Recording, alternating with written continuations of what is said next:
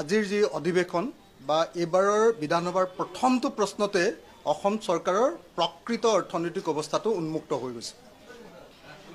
অসম চৰকাৰখন কিমান দেউলীয়া, অসম চৰকাৰখন কেনেকৈ কেৱল ধাৰ আৰু ধাৰৰ ওপৰতে চলি আছে।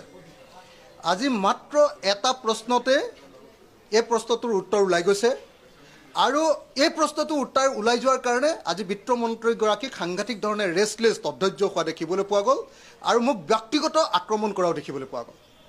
এতিয়া মই আপোনালোকক দেখুৱাব খুজিছোঁ যিটো উত্তৰ দিছে, ইয়াৰ উত্তৰত আমি সুধিছিলোঁ যে 2016 চনৰ পৰা 2016 চনৰ 31 মাৰ্চৰ পৰা 2023 চনৰ 31 মাৰ্চলৈকে অসম চৰকাৰে সৰ্বমুঠ কিমান ধাৰ লৈছে।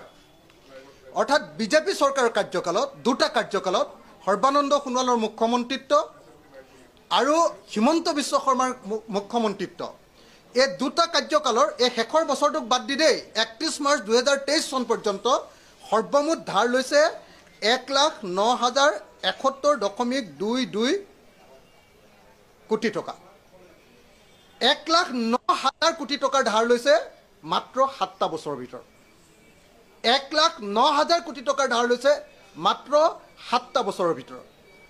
আপোনালোকে যদি চাই প্ৰত্যেকটো বছৰত কিমান ধাৰ লৈছে, 2016-17 বছৰত ধাৰ লৈছে 5,649.45 কোটি টকা।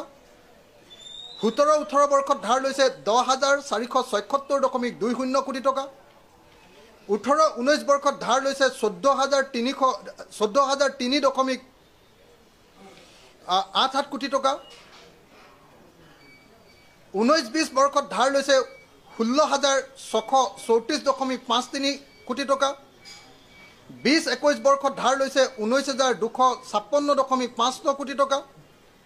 21-22 বৰ্ষত ধাৰ লৈছে 17,148.41 কোটি টকা আৰু 2022-23 বৰ্ষত ধাৰ লৈছে 25,902.16 কোটি টকা। প্ৰত্যেক বছৰত কেনেকৈ ঊৰ্ধ্বমুখী হৈছে আপোনালোকে চাওক। 16-17 বৰ্ষত যেতিয়া প্ৰথম চৰকাৰ বিজেপি হৈছিলে সেই বছৰত 5,600 কোটি টকাৰ ধাৰ লৈছিলে আৰু যোৱা বছৰত 2023 চনত ধাৰ ল'লে তেওঁলোকে প্ৰায় 26,000 কোটি টকা, 25,900 কোটি টকা, প্ৰায় 26,000 কোটি টকা। 5,600 কোটি টকাৰ পৰা 26,000 কোটি টকালৈ এবছৰত ধাৰ বৃদ্ধি পাইছে এই চৰকাৰখনৰ দিনত।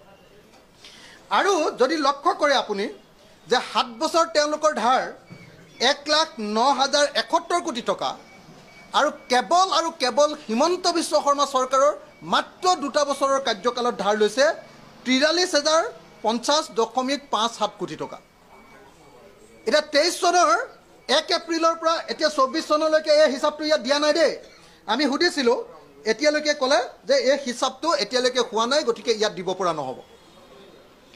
অকল 2টা বছৰত মুখ্যমন্ত্ৰী হিমন্ত বিশ্ব শৰ্মা চৰকাৰৰ দিনত ধাৰ লৈছে 43,050 কোটি টকা 57 লাখ। 43,050 কোটি 57 লাখ টকাৰ ধাৰ বিজেপি চৰকাৰৰ হিমন্ত বিশ্ব শৰ্মা চৰকাৰৰ দিনত ধাৰ লৈছে।